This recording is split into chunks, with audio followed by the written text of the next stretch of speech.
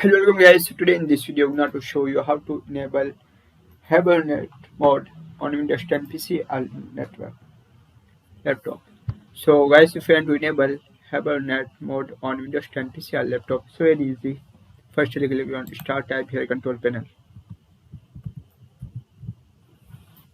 open Control Panel. Click on Power Options. Here option choice what the power that is.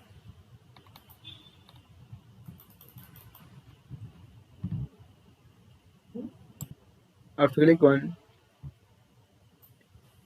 change setting, that is.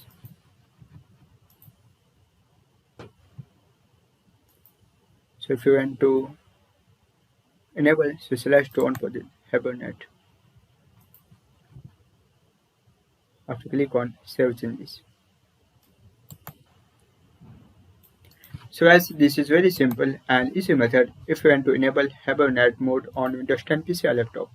Thank you for watching this video. Please like, share and subscribe to my channel for latest update. Please comment this video useful or not. Hello friends, today in this video I'm going to show you how to view MAC addresses of your laptop or computer using command prompt. So guys, to check and to view MAC address for your laptop or